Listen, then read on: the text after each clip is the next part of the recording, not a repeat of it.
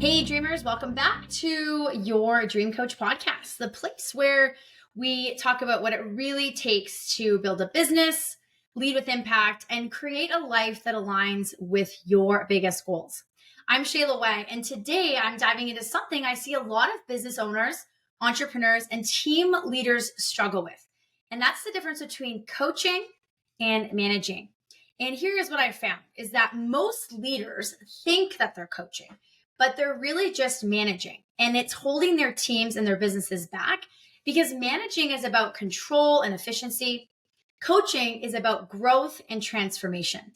And so when you learn how to shift from being a manager to being a coach, you don't just build a better business. You create a culture of success, ownership, and real results. And so today I am breaking down the key differences. So why most leaders get it wrong and how you can start leading like a coach instead of just managing tasks. So let's get into it. One of the biggest mistakes that I've seen leaders make, including myself early on, is focusing too much on tasks and not enough on people. And so I see that a lot of managers, especially if they're in their early years as a leader, they focus on the tasks where coaches focus on people. So managers ask questions like, well, what needs to get done? Where coaches focus on how can I help this person grow? And the most successful leaders understand that business growth comes from people growth. And so when you invest in your people, the results take care of themselves. And if your leadership is only about checking boxes and meeting deadlines, you're managing. But if you're focused on helping your team develop, solve problems, and think for yourselves and help people think for themselves, that's more of a coaching role, right? And coaching as leaders can be very impactful. Now, a manager will often tell their team what to do, where a coach asks the right questions to help them figure it out. And this is a game changer because when people are given the answers all the time, they stop thinking for themselves and they become dependent on you. And that creates a bottleneck in your business. And so what I found is that when I stopped jumping in with answers and started asking powerful questions, like, what do you think is the next best step? Or how would you handle this if I wasn't here? Or even, what's the real challenge that you're facing? My team became more confident, more proactive, and more effective. And so if you want people to grow, stop giving them all of the answers and just start asking better questions.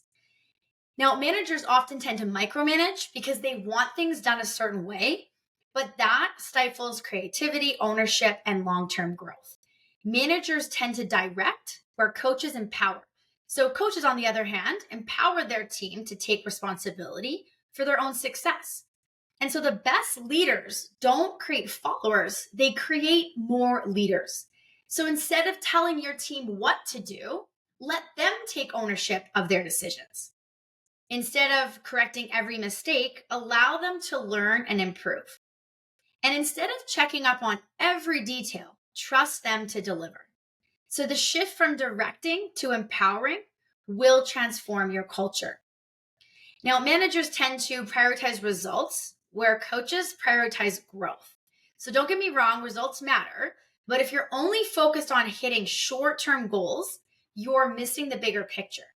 Because managers will push for immediate performance, coaches invest in long-term growth. And so if you focus on developing people, performance naturally improves. But if you only focus on results, you'll burn people out and create a short-term culture of pressure instead of long-term success.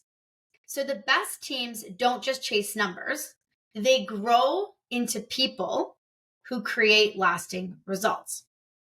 And so managers tend to also motivate with pressure, where coaches inspire with purpose. So managers say things like, we need to hit this goal or else. Coaches will say things like, here's why this goal matters. And so people don't do their best work because they're pressured. They do it because they're inspired. So if your team is only working hard because they're afraid of missing quotas or disappointing you, that's short-term motivation at best. But if they understand why their work matters, how it impacts the bigger mission, and how it aligns with their growth, they will show up with energy, ownership, and real commitment. And so the best leaders don't just set expectations, they set a vision. And so a manager also, I find, will wait for problems to arise and then reacts, where a coach sees potential roadblocks ahead and prepares their team for them.